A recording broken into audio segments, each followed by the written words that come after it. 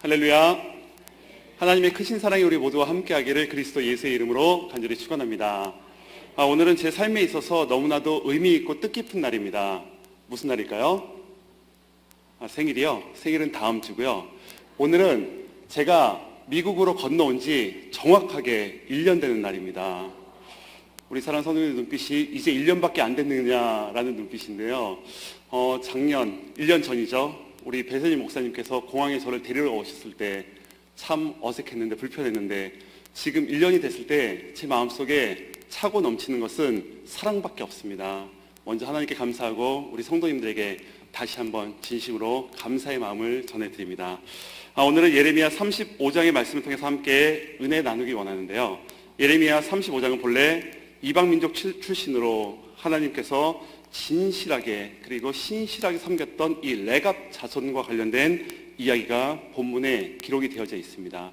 오늘 본문 2절 말씀은 이렇게 시작합니다. 너는 레갑 사람을 찾아가서 그들에게 말하고 그들을 주의 성전으로 데려다가 어느 한 방으로 안내하여 그들에게 포도주를 마시게 하여 보아라.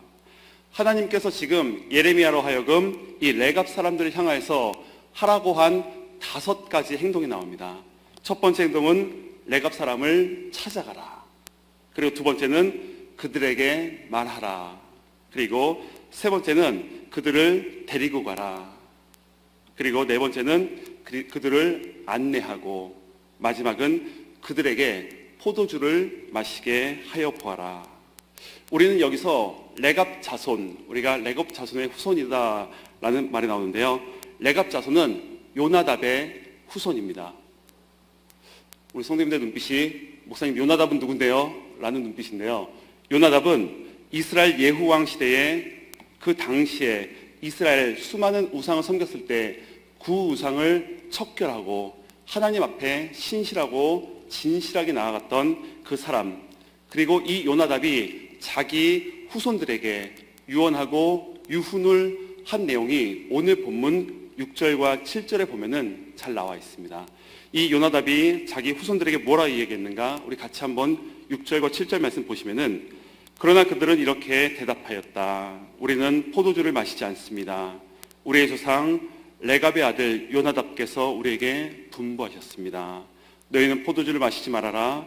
너희뿐만 아니라 너희 자손도 절대로 마셔서는 안 된다. 그리고 연이어 7절에서는 너희는 집도 짓지 말고 곡식에 씨도 뿌리지 말고 포도나무도 심지 말고 포도원도 소유하지 말아라.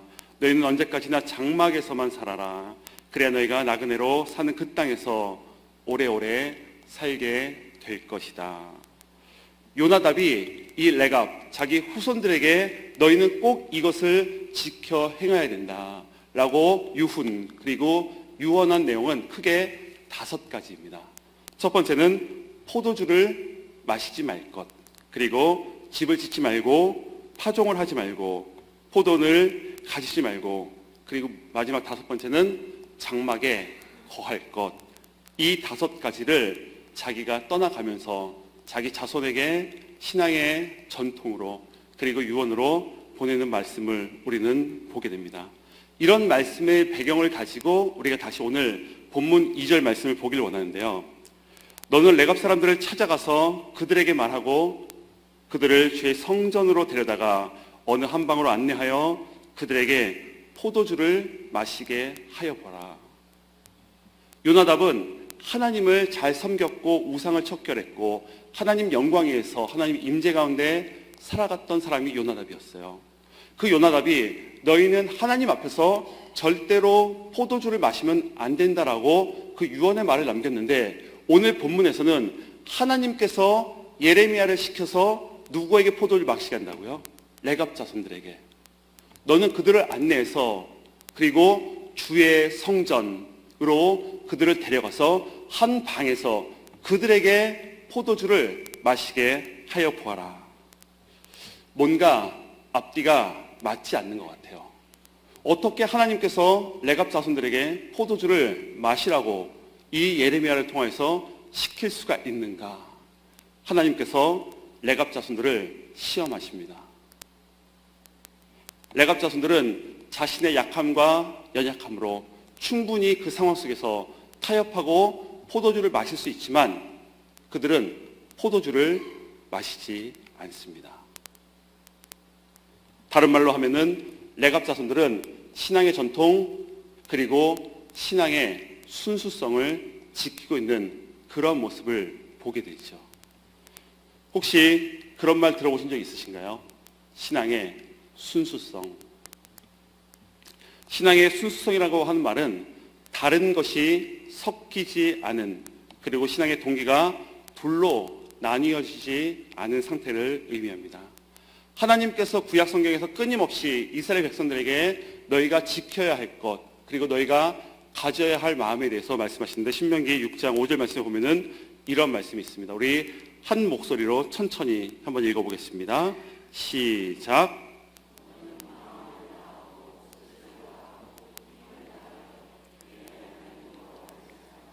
아멘. 이 본문 9절 신명기 6장 5절 말씀에 보면은 중요한 단어가 나오는데 그것은 여호와를 사랑하라.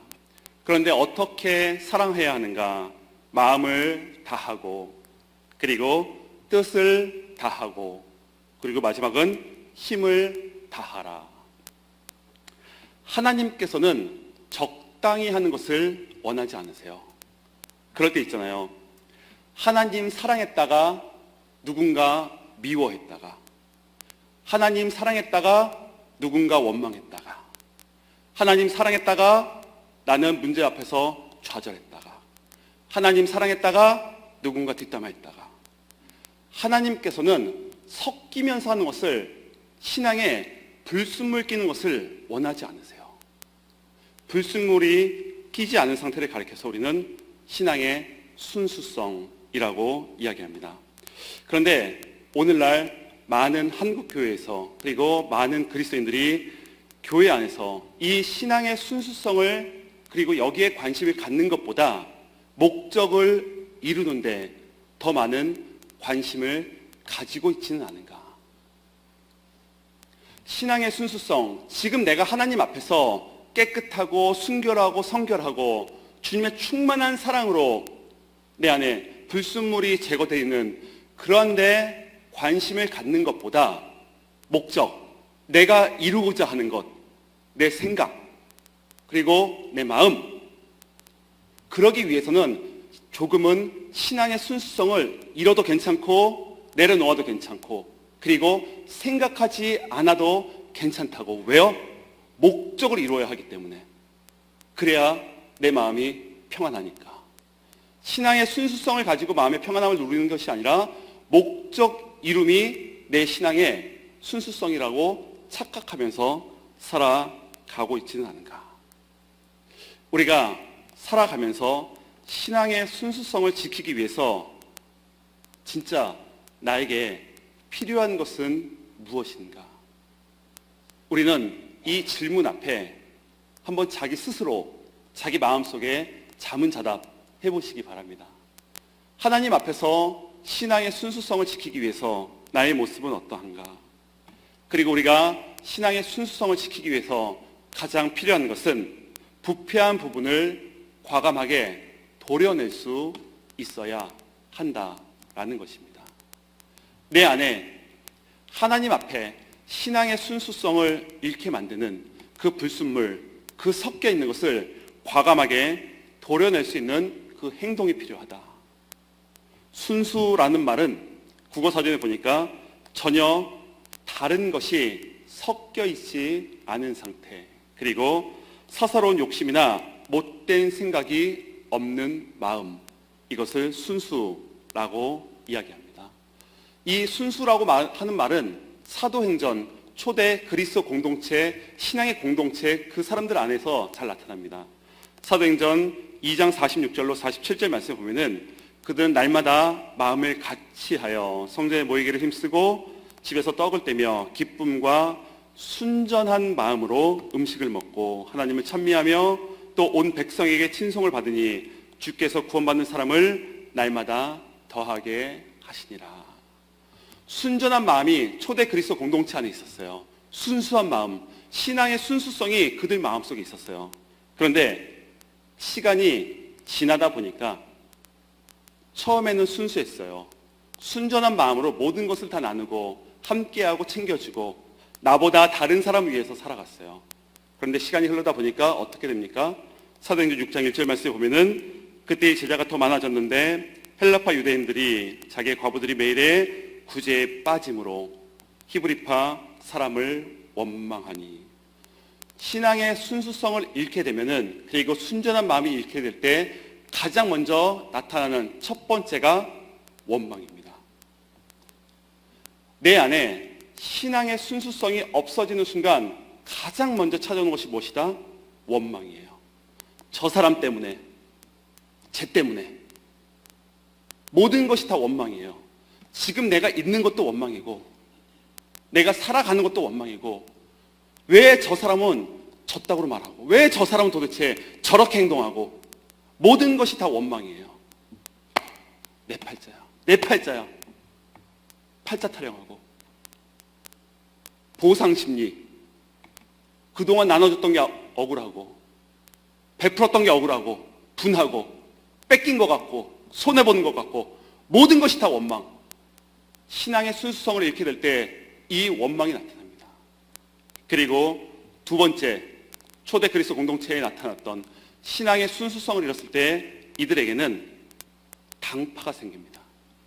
고린도전서 1장 12절 말씀에 보면은 내가 이것을 말하거니와 너희가 각각 이르되 나는 바울에게, 나는 아볼로에게, 나는 게바에게, 나는 그리스도에게 속한 자라 한다는 것이니.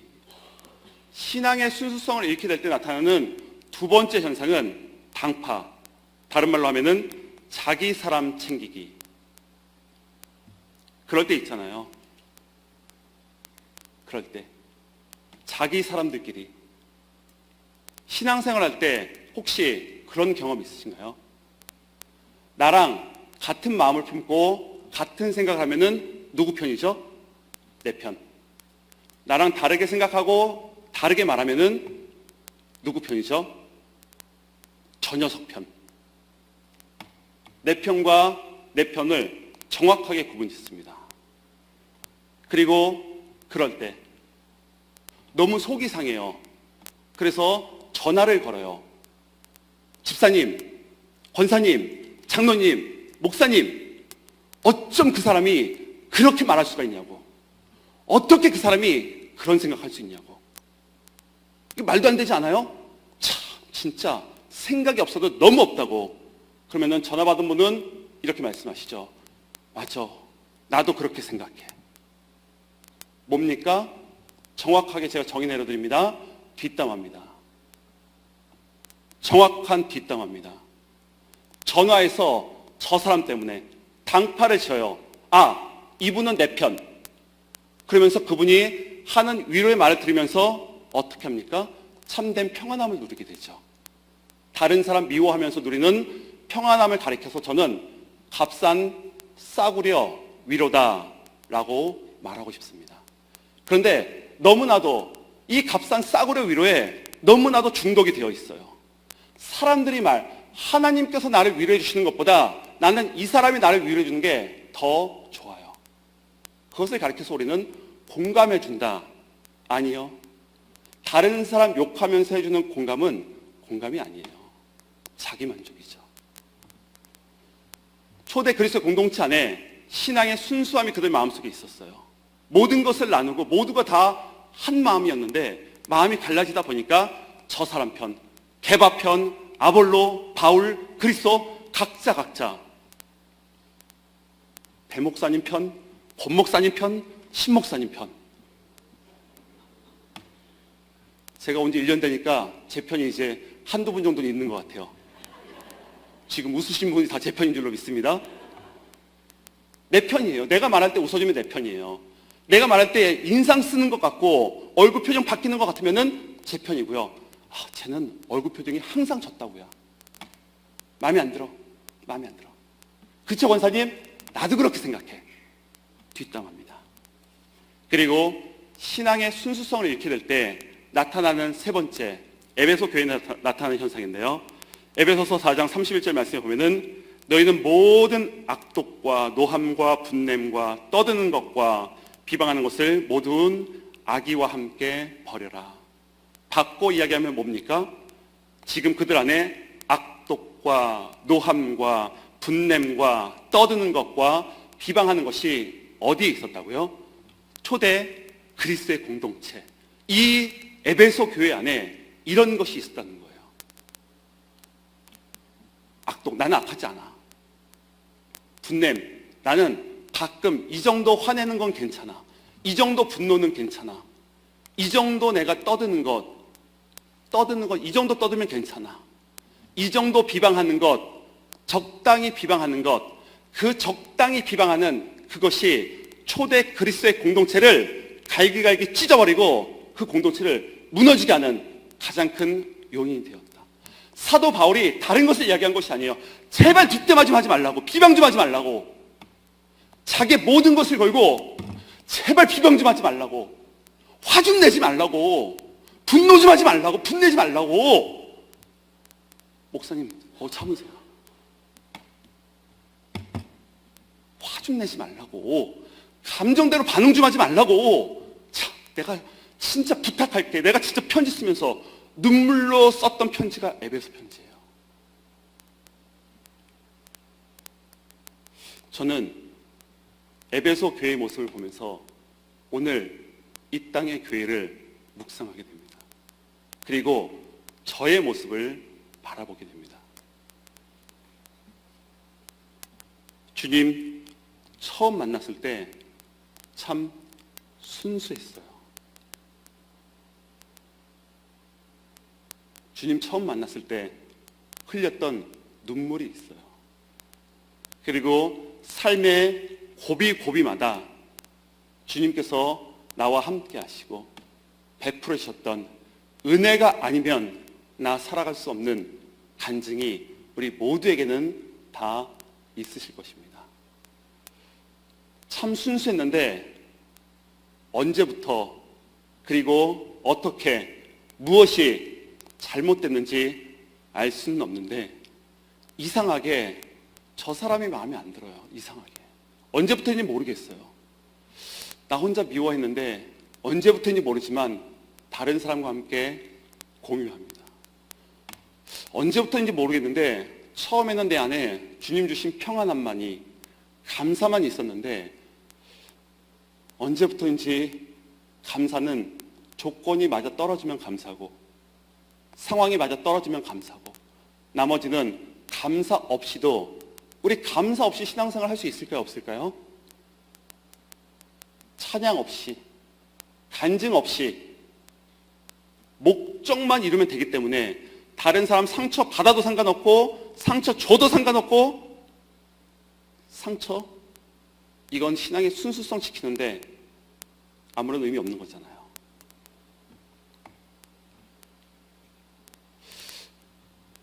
목사님, 어떻게 하나님께서 시험할 수 있습니까? 레갑 자손들을. 이 레갑 자손들을 하나님께서 시험하셨던 이유는 그 당시에 유다 백성들이 너무나도 썩어 빠지고 그리고 우상 숭배에 만연해 있기 때문에 이 레갑 자손들을 봐라, 내가 이렇게 시험했음에도 불구하고 그들은 믿음의 신앙의 그 순수성을 잃지 않고 그것을 끝까지 나의 약함, 나의 연약함 타협하지 않고 끝까지 붙들어 놓으라 증거 삼기 위해서 하나님께서 이 레갑 자손들을 시험하신다. 베드로전서 4장 말씀에 보면은 사랑하는 자들아, 너희를 연단하려고 오는 불시험을 이상한 일 당한 것으로 여기지 말고 오히려 너희가 그리스도의 고난에 참여하는 것으로 즐거워하라. 이는 그의 영광을 나타내실 때에 너희로 즐거워하고 기뻐하게 하려 함이니라. 살다 보면 억울한 일 당할 수 있습니다. 분하고 원통하고 답답하고 눈물 흘릴 일 당할 수 있죠. 수많은 시험, 어려움도 찾아오는 것 사실이고요. 그런데 하나님께서 뭐라 말씀하시는가? 이것을 이상하게 여기지 말라. 그리고 너희로 그 즐거움과 그 기쁨에 참여하기 위해서 너희에게 주는 것이다. 불시험 당할 때에 수많은 문제와 어려움과 환경 가운데에 넘어지지 말고 포기하지 말고 끝까지 신앙의 순수함을 지키며 나아갈 때에 너희는 결국에는 기쁨과 즐거움에 참여하는 자가 될 것이다. 저는 이 삶이 우리 모든 성도님들의 삶이 되기를, 그리고 우리 자녀들의 삶이 되기를 간절히 축원합니다. 하나님께서는 기쁨에 참여하기 위해서 누구를? 신앙의 순수성을 지키는 그 사람, 다른 것이 섞이지 않은 그 사람. 말씀을 묵상하며 예수님께서 베드로에게 한 질문이 깊이 들어왔습니다. 예수님께서 베드로에게 질문하시죠. 내가 나를 사랑하느냐? 이 사랑은 불순물이 섞여 있는 사랑이었습니다. 나 주님 사랑하는데요. 불순물이 섞여 있는 이 사랑을 고백하는 베드로에게 주님께서 두 번째 질문을 하십니다. 내가 나를 사랑하느냐? 주님 사랑한다니까요.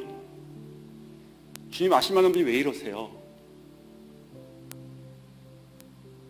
이 사랑도 불순물이 섞여 있는 사랑임을 주님께서는 아셨습니다. 그리고 주님께서 다시 한번 베드로에게 질문하십니다. 내가 나를 사랑하느냐?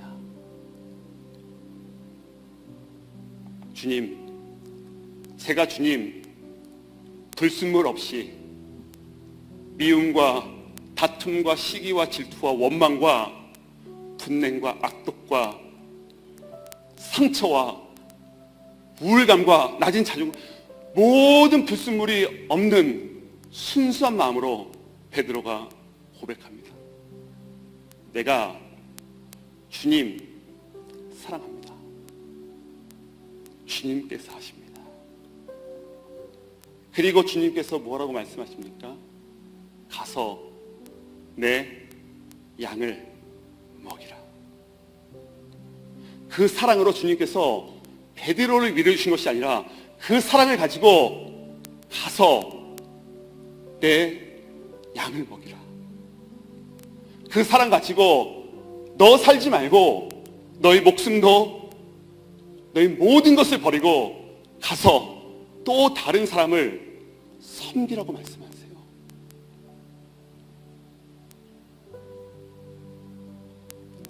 주님 사랑하십니까? 주님 사랑하십니까? 이 말씀을 준비하는데 마음이 너무너무 어려웠어요. 왜 어려웠는가? 1년 전에 저희 교회 처음 올 때 제 안에 순수한 마음이 있었어요. 1년을 되돌아보며 오늘 말씀을 생각하며 내가 나를 사랑하느냐? 불순물이 너무 많이 껴있는 저의 모습을 보면서 사실 오늘 이 설교는 저를 위한 설교예요. 미워하고 사랑보다 다른 불순물, 다른 목적, 인정받는 것, 사랑받는 것. 주님께서는 가서 양을 먹이라 하는데 지금 나 혼자 내가 먼저 위로받아야 되고 내가 먼저 인정받아야 되고 내가 먼저 사랑받아야 되고 그러고 있지는 않은가? 내가 나를 사랑하느냐? 주께서 아십니다. 동일하게 사랑하는 우리 성도님들, 주님 사랑하십니까? 주님께서 아십니다. 정결한 마음, 정직한 영을 다시 한번 내 안에 주님 회복시켜 주시옵소서. 주님 불순물 제거해 주시고 신앙의 순수성 정말 그만 좀 뒷담화하게 하시고 그만 좀 미워하게 하시고 그만 좀 원망하게 하시고 그만 좀 당파짓게 하시고 그만 좀 화내게 하시고 용서하고 용납할 수 있는, 받아들이고 수용할 수 있는 넉넉한 마음, 주님 이 사랑 가지고 우리 주님의 핏값으로 세운 45년간 그 사랑으로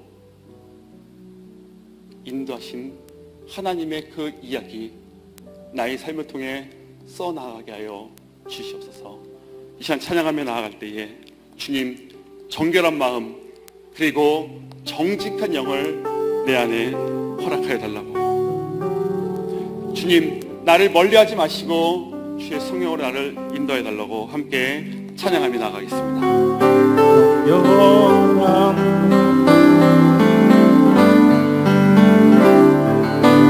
정결한 마음 주시옵소서.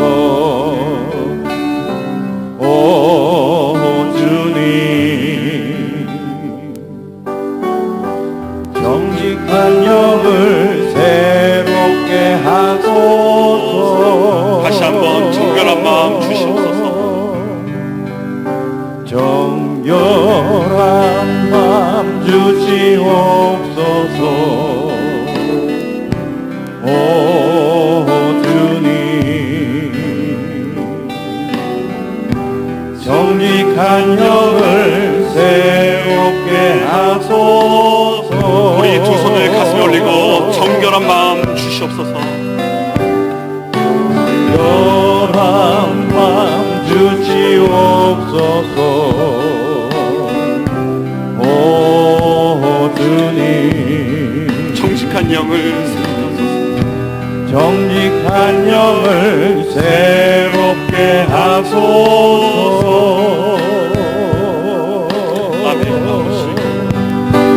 나를 주님 앞에서 멀리 하지 마시고 주의 성령을 거두지 마옵소서.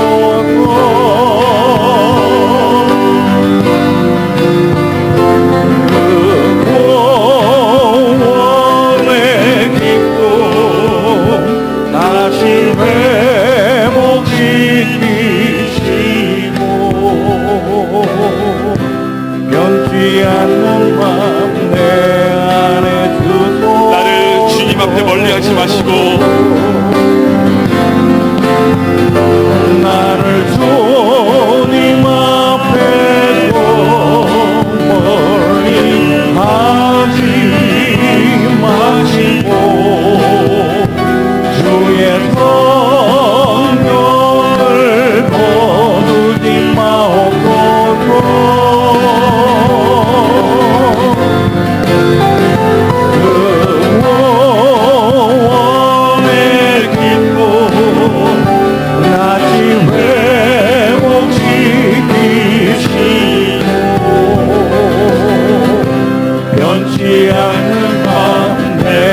우리의 간절한 고백을 담아 나를 주님 앞에 나를 주님 앞에서 멀리 하지 마시고 주의 성령을 거두지 마옵소서.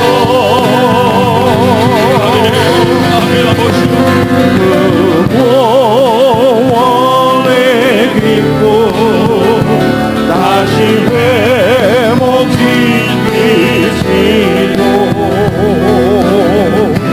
변치 않는 마음 내 안에 주소서.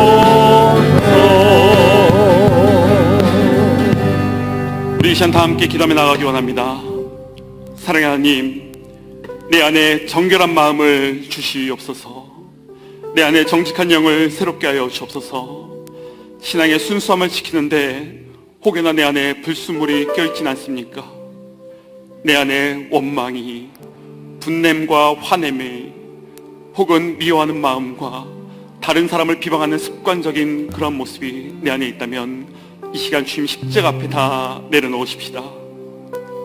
주님의 십자가 보혈의 능력으로, 십자가 주님의 사랑으로 우리의 마음을 깨끗하고 거룩하고 순전한 마음으로 변화시켜달라고, 불순물이 끼지 않은 순수한 사랑을 내 안에 허락해달라고 이 시간 다 함께 주여 한번 외치고 간절하게 기도하시겠습니다. 주여!